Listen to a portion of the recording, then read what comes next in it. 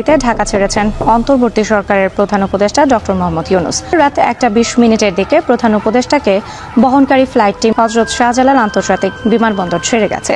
মাঝখানে ফেসে এখন কেঁদে কুল কিনারা খুঁজে পাচ্ছেন না মোহাম্মদ ইউনূস।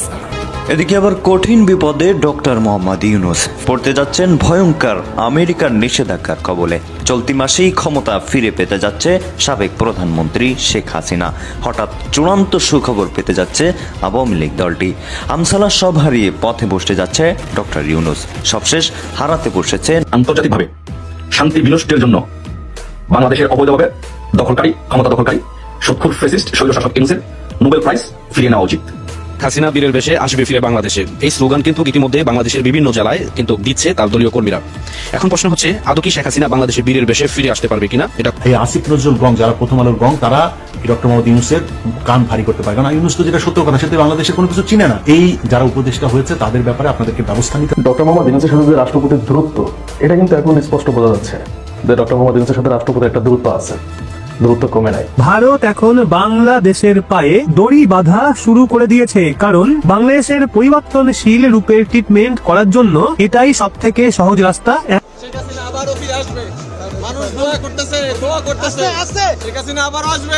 ডক্টর মোহাম্মদ ইউনূস আলোচনা সমালোচনা সবকিছু আছে ওনাকে নিয়ে, বাট আজকে ওনাকে নিয়ে পশ্চিমা মিডিয়ারা বা পশ্চিমারা বেশ কিছু পজিটিভ পরিকল্পনা করছে, এটা কিন্তু বোঝাই যাচ্ছে। আসসালামু আলাইকুম রহমতুল্লাহ, সবাই কেমন আছেন? আশা করি সবাই অনেক অনেক ভালো এবং সুস্থ আছেন। সবাইকে স্বাগতম জানাচ্ছি আমাদের আরেক নতুন ভিডিওতে।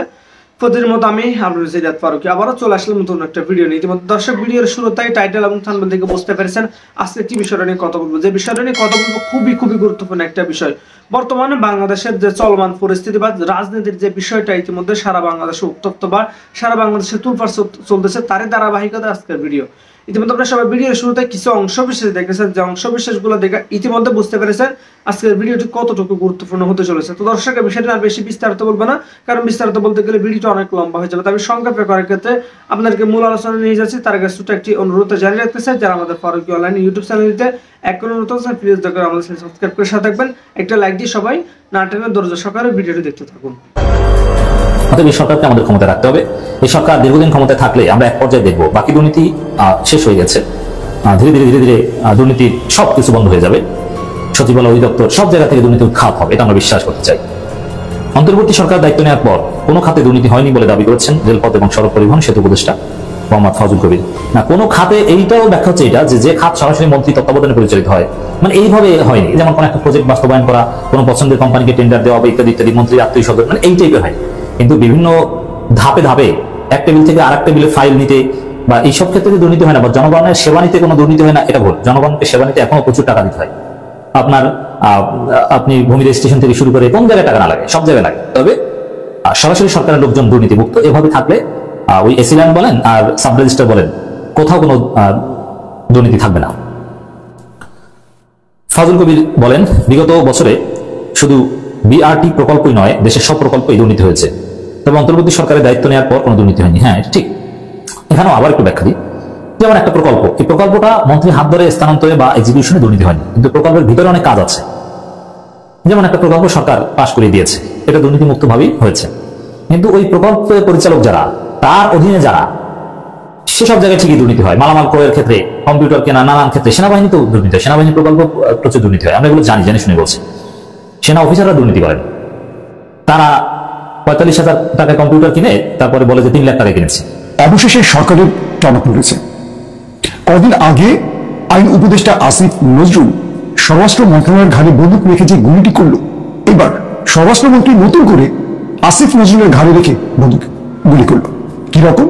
আজ সচিবালয় প্রেস কনফারেন্স করে আমাদের স্বরাষ্ট্র উপদেষ্টা বললেন, বিডিআর পিলখানা হত্যাকাণ্ডে পুনঃতদন্তে নতুন কমিটি গঠন করা হচ্ছে।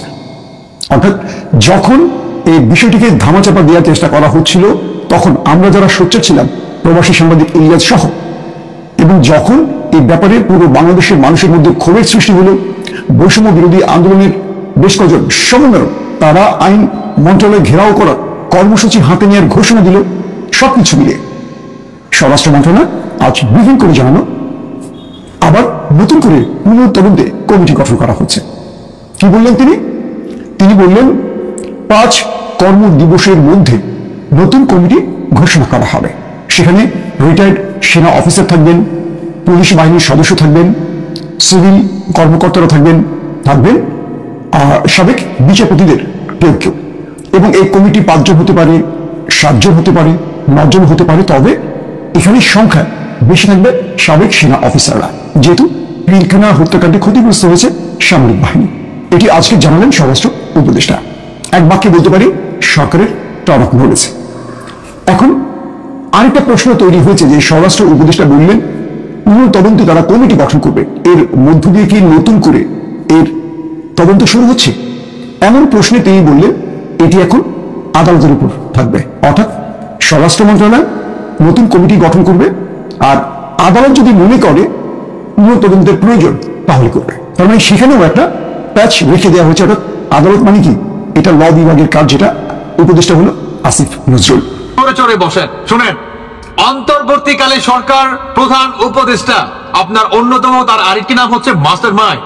আগে তার একটা স্ট্যাটাস দেখায় আপনাদের, দেখুন তার নিজের ফেসবুক ভেরিফাইড পেজে তিনি এই স্ট্যাটাসটা দেয় যে আসলে তিনি কি বুঝাইতে চাইছে। তিনি বুঝাইতে চাইছে যে 2 ঘন্টার ভিতরে আমাদের বাংলাদেশের যে আপনার মানচিত্র আছে সেটাকে আমরা আরো বড় করবো, মানে ভারতকে আমরা দখল নিব। ভারতের কি দখল নেবে? আপনার বিশেষভাবে কলকাতা, 7 সিস্টার এবং বিহার সহ ইত্যাদি আরো কয়েকটা মনে করেন। তো আমার প্রশ্ন হচ্ছে, তিনি হচ্ছে সরকারের উপরও সরকার, মানে তার অবস্থানটাকে আমরা দেখি, তিনি ডক্টর ইউনূসের থেকেও বেশি পাওয়ার রাখে এবং তিনি সমস্ত মন্ত্রণালয়ের প্রধান মনে করেন। ঠিক আছে, তিনি যদি ডাইনে যেতে বলে ডাইনে যাবে, তিনি যদি বামে যেতে বলে বামে যাবে, মানে তিনি মূলত যা চায় তাই হবে। এবং তিনি সরকার হয়ে আরেকটা দেশকে একদম মনে করেন ডিরেক্ট, মানে তার দেশকে মনে করেন আপনার দখল নিবে, এই ধরনের একটা স্ট্যাটাস তিনি মনে করেন দেয়। তো আমার প্রশ্ন হচ্ছে, তিনি যে স্ট্যাটাসটা দিলেন, বাংলাদেশ কি ভারত দখল করতে পারবে? বাংলাদেশের কি এই এবিলিটি আছে? বা তার প্রশ্ন হচ্ছে যে বাংলাদেশের সেনাবাহিনী সীমান্ত গিয়ে মানে ভারতের ইয়ের সাথে যুদ্ধ শুরু করে দেব, বুঝতে পারছেন? মানে তার হচ্ছে এটা। আমার প্রশ্ন হচ্ছে ভাই, একে তো আমরা বাঙালি মনে করেন ভালো নাই, মানে নিজেদের ভিতরেই এত মনে করেন মাছের বাজারের মতো মনে করেন ঝগড়া লেগে আছে, নিজেদের ভিতরে শান্তি নাই। আরেক দিক দিয়ে আপনি অন্য দেশকে উস্কে দিচ্ছেন, যেখানে ওই ইন্ডিয়া বলতেছে যে ভারতের নাকি কলকাতা, 7 সিস্টার, বিহার নাকি দখলে নিবে। এখন আপনি তো সরকার, কিন্তু আপনি যেভাবে কথা বলতেছেন, মানে 2 ঘন্টার ভিতরে নাকি আপনি দখল নিবেন। হ্যাঁ, মানে আপনার তো ওই যে কি বলে যে মামার বাড়ির আবদার আর কি, বুঝেন নাই? আপনার বাপে কিনা দিয়ে দিয়েছিল, আপনার মামার কাছে বর্গা রাখছিল, এখন আপনার বাপ দাদার যে প্রপার্টি সেটা আপনি রিটার্ন চাচ্ছেন আপনার মামার কাছ থেকে। বিষয়টা তো মনে হয় এরকম দ্বারা নাকি মাহফুজ? আমার মনে হয় যে আপনি সেরকম কিছুই হয়তো বা মিন করতে চাচ্ছেন। আপনি আলটিমেটলি বাংলাদেশের প্রতিটি মানুষকে একটা গৃহযুদ্ধের দিকে আপনি ঠেলে দিচ্ছেন। এখন ভারত যদি এটার পাল্টা একটা জবাব চায়, আপনি দিতে পারবেন? সেই উত্তর আপনার আছে? আমার প্রশ্ন আপনাদের কাছে, তিনি আলটিমেটলি দেশটাকে তালেবানের দিকেই মনে করেন নিয়ে যাচ্ছে স্টেপ বাই স্টেপ। আমি বলছি না যে এরা প্রত্যেককেই মনে করেন যুদ্ধে বিশ্বাস করে, মানে যুদ্ধ করে আমাদের বিজয় হতে হবে।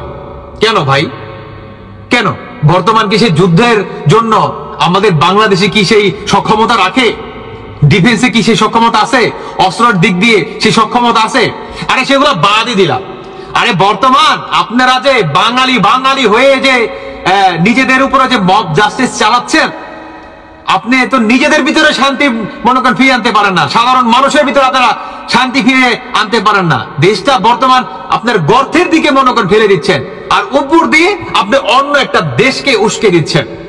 কেন বলেন? আমার প্রশ্ন। এতে করে কি হয়? বাংলাদেশে কখনো ভালো কিছু হবে? হ্যাঁ, ওই ইরানের মতো যদি মনে করেন আপনার আমেরিকা কিংবা অন্য অন্য দেশ যদি সম্পর্ক বাদ দিয়ে দেয়, তাহলে বাংলাদেশের মানুষ কি বাঁচবে? হ্যাঁ, খাবেন কোথায় থেকে? 18 কোটি মানুষের মুখে খাওয়ান দিতে পারবেন? আপনি খাবার তুলে দিতে পারবেন যখন যদি ব্যান করে দেয়? কারণ আপনি তো আরেকটা দেশকে ডিরেক্ট হুমকি দিয়ে দিলেন যে তোমার দেশকে আমি দখল করব, তাই নয় কি? আজকে আমাদের বাংলাদেশকে যদি এরকম কেউ হুমকি দেয় যে 2 ঘন্টার ভিতরে দখল নিব, আমরা কি ছেড়ে কথা বলবো? তাহলে এখন কি ভারতকে আমাদের ছেড়ে কথা বলবে? হ্যাঁ, এটার জন্য দায়ভার কে নিবে? ডক্টর ইউনূস নিবে? না, সে তো নিবে না, কারণ তিনি ইউনূসের থেকেও বেশি ক্ষমতার অধিকারী বর্তমান। তিনি সমস্ত মন্ত্রণালয়ের রাজা, এক কথা বল, বুঝতে পারছেন? আর ইউনূস কন এরা হচ্ছে মনে করে আপনার সেনাপতি। সত্যি কথা ভাই, ইনি সকল মাস্টার মাইন্ডের থেকেও কি মাস্টার মাইন্ড, মানে তিনি হচ্ছে দাদা আর বাকি সব তার সন্তান। বুঝতে পারছেন? এই হচ্ছে বর্তমান আমাদের বাংলাদেশের অবস্থা। ভাই শুনেন, বাংলাদেশের মানুষ বাঁচতে চায়, যুদ্ধ করতে চায় না। বুঝতে পারছেন? বাংলাদেশে যদি বর্তমান যুদ্ধ হয়ে থাকে, নিজেদের ভিতরে সবচেয়ে বড় যুদ্ধ হচ্ছে ক্ষুধার্ত ভাগ। বুঝতে পারছেন? আজ মানুষ খেতে চায়, আজ মানুষ খাওয়ার জন্য ব্যাকুল হয়ে গেছে, ব্যাকুল। দ্রব্যমূল্যের দাম আকাশচুম্বী, মানুষ বাজার করতে পারতেছে না। 500 টাকা নিয়ে বাজারে যায়, পেঁয়াজ কিনলে তো আলু কিনতে পারে না, আলু কিনলে তো পেঁয়াজ কিনতে পারে না। মানে আপনার 2 থেকে 3টা সবজি মনে করেন মিসিং থাকে, একটা কিনলে আরেকটা নাই। বুঝতে পারছেন? এই হচ্ছে আমাদের বাংলাদেশের অবস্থা।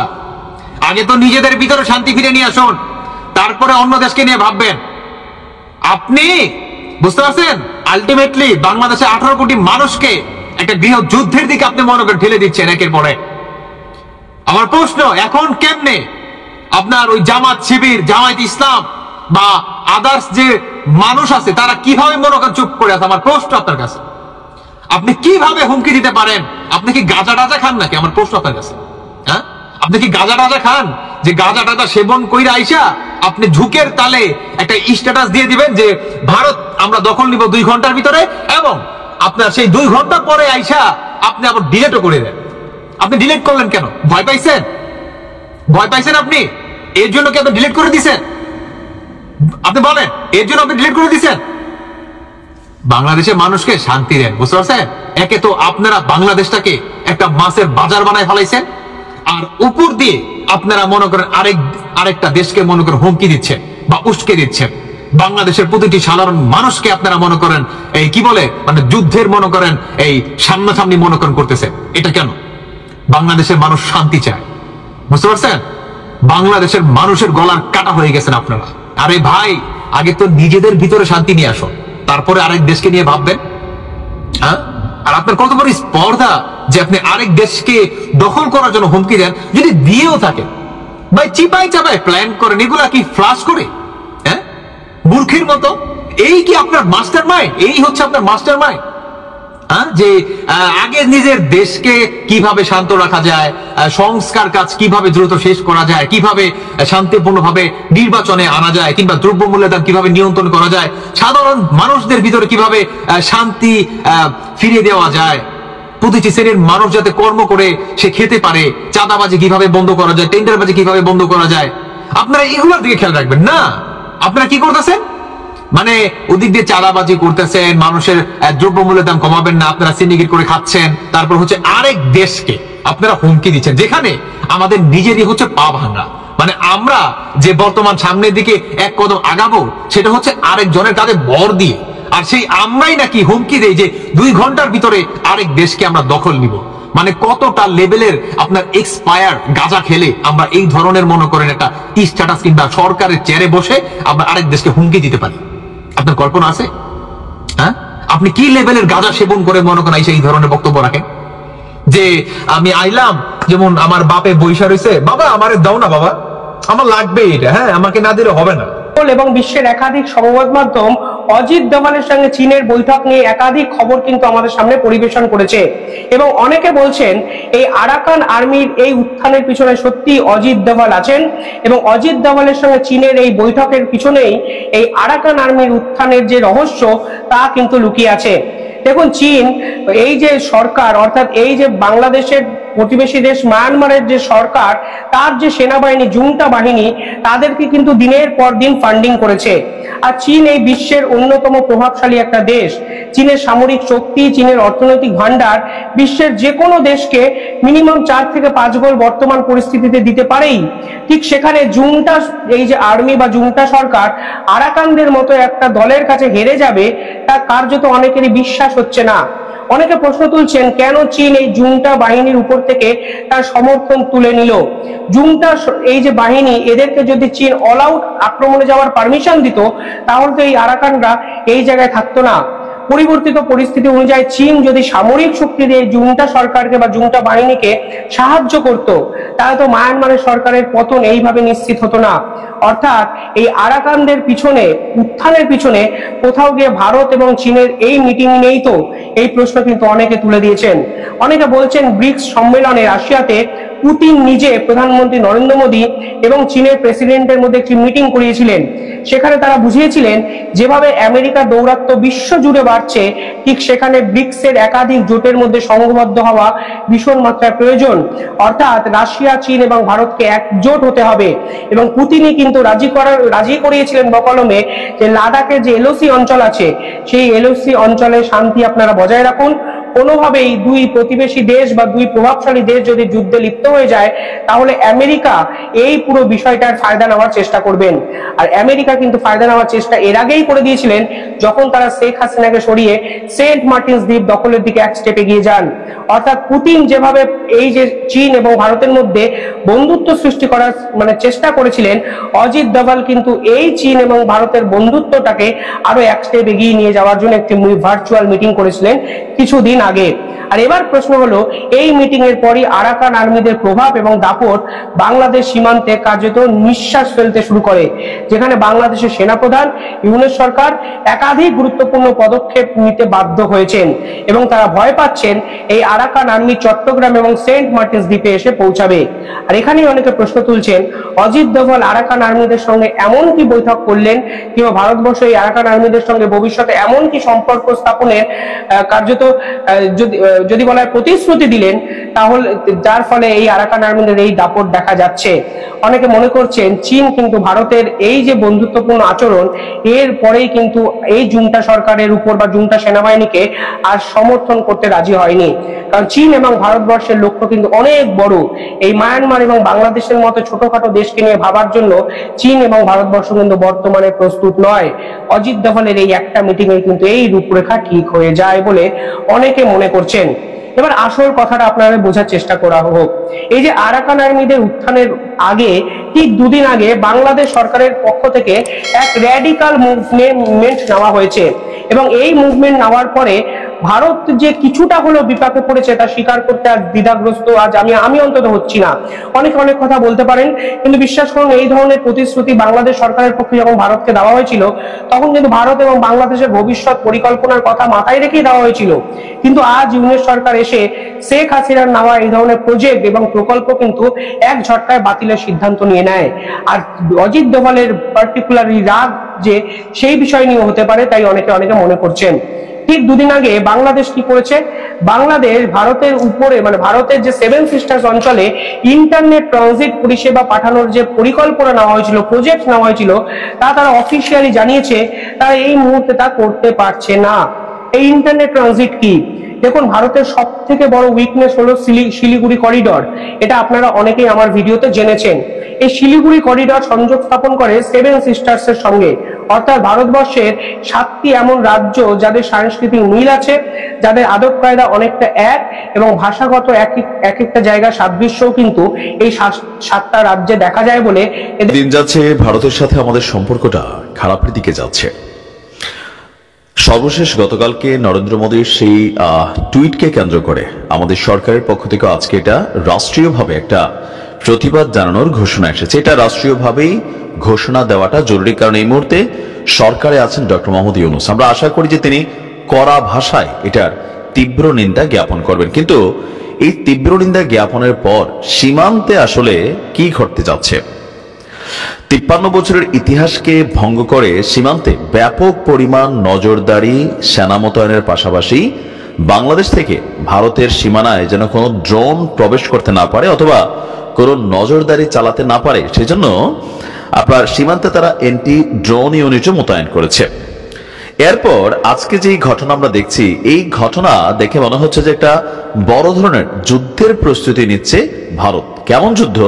যে বাংলাদেশের সাথে তাদের যে সম্পর্কটা আছে সেই সম্পর্কটা ওয়ান কাইন্ড অফ আমার কাছে মনে হচ্ছে যে একটা হার্ড ওয়েতে নেওয়ারই একটা পরিকল্পনা বা সামহাও কোনো কিছু হয়তো এই বিজেপি সরকারের মাথায় ঘুরছে। ভারত বাংলাদেশের সাথে আপনারা জানেন যে বিশাল একটা অংশ আছে আমাদের সীমানা, বর্ডার। তো এই বর্ডারটার সবগুলো জায়গা, যতটুকু বর্ডার আমাদের ভারতের সাথে আছে, সম্পূর্ণ জায়গা কিন্তু সিকিউর না। শুধুমাত্র গুরুত্বপূর্ণ স্থানগুলোতেই বা বিপজ্জনক যে স্থানগুলো আছে সেখানে ভারত কাঁটাতারের বেড়া নির্মাণ করেছে বা বাংলাদেশও কিছু কিছু জায়গায় নির্মাণ করেছে। কিন্তু এখন আমরা দেখছি যে ভারত বাংলাদেশের এই টানাপোড়েনের মধ্যে যতগুলো জায়গাতে সীমান্তে আমাদের কাঁটাতারের বেড়া ছিল, বাকি যে টোটাল উন্মুক্ত স্পেস ছিল, এই প্রথমবারের মতন ভারত সরকার উদ্যোগ নিয়েছে এই সম্পূর্ণ এলাকাটার মধ্যে তারা কাঁটাতারের বেড়া নির্মাণ করবে। সম্প্রতি বাংলাদেশ থেকে এই অস্থিতিশীল পরিবেশে ভারতে অনুপ্রবেশ করে যে কোনো ধরনের অস্থিতিশীল ঘটনা ঘটানোর আশঙ্কা করছে ভারত। ভারতের বিজেপি এমপিরা, মন্ত্রীরা সরাসরি ডক্টর মোহাম্মদ ইউনূসকে বলে যে মৌলবাদী সরকার বা মৌলবাদী ডক্টর ইউনূস। ইভেন বর্তমানে বাংলাদেশে যেই পরিস্থিতি, সেই পরিস্থিতিতে তাদের ধারণা যে ইসলামিক কোন একটা গ্রুপ অথবা সামহাও কোন সন্ত্রাসী গ্রুপ বাংলাদেশ থেকে ভারতে অনুপ্রবেশ করবে এবং সেখানে যে কোনো ধরনের ঘটনা ঘটাতে পারে, লাইক সেভেন সিস্টার সহ বিভিন্ন জায়গায়। তো এই সকল কিছু আশঙ্কা করে আপনার 0 পয়েন্টে নজরদারি বাড়িয়েছে একদিকে ভারত। বলা হচ্ছে যে বাংলাদেশের সাম্প্রতিক অশান্তির আবহে অনুপ্রবেশ বাড়তে পারে, এমন শঙ্কায় কেন্দ্রীয় সরকার একটা বিশেষ নির্দেশনা দিয়েছেন যে উন্মুক্ত সীমান্তে কাঁটাতার দিয়ে ঘিরে ফেলা।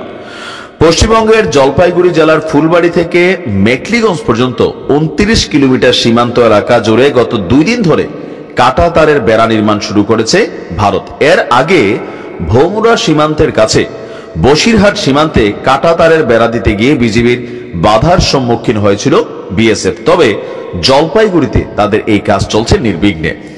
জলপাইগুড়ির সংসদ সদস্যরা বলছেন যে কাঁটাতারের বেড়াবিহীন এলাকার মধ্যে কিছু অংশে নদী রয়েছে, সেই জায়গা বাদ দিয়ে বাকি এলাকায় আপনার বেড়া দেওয়ার বিষয়টি নিয়ে আমরা কাজ করছি। কাঁটাতারের বেড়া লাগানোর কাজটি সম্পন্ন হলে ভারত সীমান্তে বসবাসকারী নাগরিকদের নিরাপত্তা বাড়বে। তাদের বক্তব্য যে বাংলাদেশে সংখ্যালঘুদের উপর অসহনীয় অত্যাচার চলছে, বাংলাদেশ সরকার নিশ্চয়ই এটার ব্যাপারে ব্যবস্থা করবে। আর বাংলাদেশে গত কয়েক বছর যেভাবে উন্নতি করেছে, সেই উন্নতির ফলে ভারত উপকৃত হয়েছে, বাংলাদেশও উপকৃত হয়েছে। বাট বাংলাদেশের বর্তমান প্রেক্ষাপটটাকে মাথায় রেখে তারা এই কাঁটাতারের বেড়া দিচ্ছে। তো বাংলাদেশের প্রেক্ষাপটটাকে আমরা কি কোনো সন্ত্রাসী বা টেরোরিস্ট বা কোনো এরকম অর্গানাইজেশন? যদি আপনি ভারতের গণমাধ্যমকে দেখেন, ভারতের সিনেমাকে দেখেন, ভারতের যারা বিজেপির বিভিন্ন নেতারা আছেন তাদের বক্তব্য দেখেন, আপনার কাছে হুট করে বাংলাদেশ সম্পর্কে যাদের কোনো আইডিয়া নাই, লাইক কোনো ইংলিশ নিউজ হইলে মনে করবে যে ইয়াস বাংলাদেশ মনে একটা টেরোরিস্ট টাইপের দেশ। এনাদের বক্তব্যগুলো এরকম। ইভেন নিরাপত্তার জন্য, তাদের রাষ্ট্রের নিরাপত্তার জন্য তারা এই যে বেড়া নির্মাণের ঘোষণা দিয়েছে, তো এগুলা করে আসলে কি লাভ হবে? বাংলাদেশ থেকে মানুষ কি ওই দেশে কোনো সন্ত্রাসী কর্মকাণ্ডের জন্য যায়? এ পর্যন্ত কোথাও দেখা গেছে? 2-4টা ঘটনা যা ঘটছে এগুলোতে পাকিস্তান অথবা তাদের যে নিজের দেশের মানুষই অনেক কর্মকাণ্ডের মধ্যে জড়িত তাদের অ্যাক্টিভিটিসের কারণে। বাংলাদেশ কখনো কোনো সন্ত্রাসী কর্মকাণ্ডে বহির্বিশ্বে অন্তত কোনো রকম রেকর্ড নাই, আভ্যন্তরীণ টুকিটাকি ঘটনা থাকতেই পারে। কালকে অনেক নাটকীয়তার পর বিডিআর হত্যাকাণ্ড নিয়ে কমিশন গঠনের, তদন্ত কমিশন গঠনের একটা সিদ্ধান্ত নিয়েছে সরকার। সরকারকে এর জন্য অবশ্যই ধন্যবাদ জানাই আমরা। এখানে কমিটি শব্দটা বাদ দিয়ে এখানে কমিশন করতে হবে, কারণ কমিশন নো কমিটি কমিশন একটাই দাবি, কমিশন আর এলএম ফদ্দ থাকবে, কোনো আমলা থাকবে না, এই কথা। আর আন্তর্জাতিক ট্রাইব্যুনালে আমরা অতি দ্রুত 2-3 দিন ম্যাক্সিমাম অথবা রোববার সোমবার, তাও যাওয়ার কথা না। মিলিটারি অফিসারদের হত্যা করা হয়েছে, এখানে এটা সশস্ত্র বাহিনী কর্মকর্তারা থাকবে, কোন আমলা থাকবে না। কিসের পুলিশ থাকবে, কিসের আমলা থাকবে, কিসের রাজনীতি থাকবে? নো, আমি বুঝি না। এই আরো অনেক, ইলিয়াস ভাই, এই যে আমাদের গুম করা হইতো, জমটুপি পরা হইতো, হ্যান্ডস আপ লাগা, চোখ বাঁধা, সংবিধান মোতাবেক ছিল? তা তো ছিল না। এখন বিচার করতেছে সংবিধান মোতাবেক। সুতরাং যা যেই অপকর্ম যেইভাবে হয়েছে তার বিচার সেইভাবে হওয়া উচিত, নাইলে এই দেশ ঠিক হবে না। এখন তো রাষ্ট্রীয় সুবিধায় জিয়াউল হাসান আইসা বলে 2 হাত উঠাই দেয়, তার তো এটা হওয়ার কথা নাই। আমাদের তো ডান্ডা বেরি পরে আনা হইতো, হুজুরদের ডান্ডা বেরি পরে আনা হইতো। সাধারণ রাজনীতিবিদ কয়েকদিন আগে সে ঝগড়া করছে, তাকে তার রুমে এসি দেওয়া হয় না কেন? আপনি বলছেন তার রুমে ফ্যান শব্দ হয়, এটা নিয়ে সে কমপ্লেন করছে স্যার। বিষয় হচ্ছে কি, এটা যেহেতু নামটা যেহেতু আন্তর্জাতিক অপরাধ ট্রাইব্যুনাল, সো ইন্টারন্যাশনাল কিছু রুলস রেগুলেশন এগুলো তারা ফলো করছে আর কি। যেহেতু তো করুক, এটা আমার সমস্যা না। আমি মনে করি যে বিচারটা যদি সুষ্ঠু হয়, এটাই আমাদের জন্য অনেক বড় প্রাপ্তি। আমি যেটা বলতে চাই সেটা হচ্ছে যে আপনারা অনেক আলোচনা করলেন, তো অনেকের কথা বললেন। হাসিনুর ভাই একটা কথা বলেছেন যে আপনার মন্ত্রী মিনিস্টার তাদেরকে ঠিক হইতে হবে। আমি মনে করি কোনো জায়গায় ঠিক হইতে হবে না। আমার দেখা হাসিনুর ভাই, আপনারা যখন ইয়েতে ছিলেন, পাহাড়ে যখন ছিলেন, আপনাকে তো কোনো মন্ত্রী শিখাই দেন। আপনি যে দুর্দান্ত সব করতেন, আপনাকে মন্ত্রী শেখায়। সেনাবাহিনী একটা দেশের একদম বডি গার্ড। এটা এই সেফগার্ড যদি নাকি কখনো ভেঙে যায়, তাহলে সেই দেশের স্বাধীনতা কখনোই থাকে না। অথবা আমি মনে করি আপনাদের ক্যান্টনমেন্ট থেকে সেটা আসতে হবে। এখনো পর্যন্ত ওই যে মেজর জেনারেল রিয়াজ, এরা এখনো পর্যন্ত তাদের পদে আছে। আমি মনে করি দ্রুত ভাইয়া যান, অথবা তাদেরকে খুব দ্রুত ধরতে হবে। এদের আর একদিনও সময় দেওয়া যাবে না। আমরা যে কারণে স্বাধীনতা হবার পরও দেশে যাইনি, যে বাংলাদেশের এই পরিস্থিতিগুলো আসতে পারে, এই পরিস্থিতিগুলো শেষ করব ইনশাল্লাহ। শেষ হওয়ার পরে অবশ্যই দেশে ফিরে আসব। আর সেনাবাহিনীর এই আমার সাথে আজকে যাদেরকে দেখছেন, এই ধরনের অফিসাররা যে দেশে আছে, তাদেরকে আমি মনে করি আরো যারা গুমের শিকার হয়েছিল তাদেরকে এই কমিশনে আনা উচিত। ওনারা বলছেন আমলা টামলা না, আমলা টামলা কোনো কিছু না। আমলা টামলা তো আসবেই না, যারা গুমের শিকার ছিল তাদেরকে আনতে হবে। কারণ তারা বুঝে কষ্টটা কোথায়। যাদের কোনো কষ্টই হয় না, যাদের 15 বছর কোনো সমস্যা ভোগ করতে হয়নি, তারা কেন এখানে এসে বিচার করতে আসবে? জি, আমাদের বাংলাদেশ সেনাবাহিনীর কাছে আপনাদের প্রতি আমাদের অনুরোধ, যারা এখন সার্ভিং অফিসার আছেন তাদের কাছে, সেনাপ্রধান সহ সবার কাছে অনুরোধ যে এই সেনাবাহিনীকে আর কলঙ্কিত করবেন না। আপনাদেরকে সম্মান করে আপনারা এই সম্মানটা হারাবেন না। আমরা সবশেষ তত্ত্বাবধায়ক সরকারকে বলতে চাই, ডক্টর কনক স্যার আজকে একটা ভিডিও করেছে, সেখানে তিনি বলেছেন বিডিআর হত্যাকাণ্ডের কমিশন নিয়ে তত্ত্বাবধায়ক সরকারের চুদুর বুদুর। তো আমরা কোনো চুদুর বুদুর দেখতে চাই না। আমরা আসলে সুষ্ঠু একটা বিচার চাই। এখানে অনুরোধ, তারপরে কোন ধরনের হুমকি ধুমকি এগুলো দিতে যায় না। না হওয়া পর্যন্ত এখান থেকে সরবো না ইনশাআল্লাহ। দর্শক, বাংলাদেশের বিডিআর হত্যাকাণ্ডের যেই বিচার, সেই বিচারটি অত্যন্ত কাঙ্ক্ষিত সাধারণ মানুষের কাছে। কিন্তু অন্তর্বর্তীকালীন সরকার ক্ষমতায় আসার 5 মাসেও নানা রকমের গড়িমসি, নানা রকমের ঘটনা আমরা দেখছি। একবার বলছে হবে, একবার বলছে হবে না। এবং যে কমিশনটি বা যে বিচারের প্রক্রিয়াটি বা যে পুনঃ তদন্ত প্রথমেই হওয়ার কথা ছিল, সেটি তারা প্রায় 5 মাসেও তারা এখনো কোনো পদক্ষেপে যেতে পারেনি। নানা রকমের চুদুর বুদুরের পরে আমরা এখন দেখছি যে আগামী 5 কার্য দিবসের মধ্যে নাকি তদন্ত কমিটি গঠিত হবে। তো বিষয়টি নিয়ে আমরা আলোচনা করবো। পাশাপাশি আপনারা জানেন যে ভারতের পররাষ্ট্র সচিব বিক্রম মিশ্রি বাংলাদেশে সফরে এসেছিলেন এবং জানা যাচ্ছে তিনি গোপনে জেনারেল ওয়াকারুজ্জামানের সঙ্গে একটি বৈঠক করেছেন ঘণ্টাব্যাপী। তো এই রুদ্ধদ্বার গোপন বৈঠকে আসলে কি হয়েছিল, কেন এই ঘটনাটি ঘটলো, সরকার এই বিষয়টি জানে কিনা, এর প্রভাব কি, এই বিষয়টি নিয়ে আমরা একটু আলোচনা করতে চাই। আজকে আমার সঙ্গে যোগ দিচ্ছেন আপনাদের অত্যন্ত প্রিয় মানুষ, প্রিয় মুখ, কর্নেল মুস্তাফিজুর রহমান। মুস্তাফিজ ভাই, আপনাকে স্বাগত জানাচ্ছি আজকের অনুষ্ঠানে। আসসালামু আলাইকুম কনক ভাই এবং আপনার উপস্থিত সহ আলোচক মেজর সুমন এবং যারা এই অনুষ্ঠান দেখছে তাদের সবাইকে সালাম এবং শুভেচ্ছা। এবং অনেকদিন পরে আপনার এই অনুষ্ঠানে আসতে পেরে আমি ধন্য মনে করছি। ধন্যবাদ। ধন্যবাদ আপনার অংশগ্রহণের জন্য। দর্শক, আমাদের আরেকজন অতিথি মেজর সুমন আহমেদ, উনি আপনাদের কাছে খুব পরিচিত। ওনার বিশ্লেষণ আপনাদের খুব ভালো লাগে, বিভিন্ন মেসেজে বা ওনার আলোচনা আমরা দেখি। সুমন ভাই, আপনাকে স্বাগত জানাচ্ছি আজকের অনুষ্ঠানে। আপনি মিউট হয়ে আছেন। আসসালামু আলাইকুম।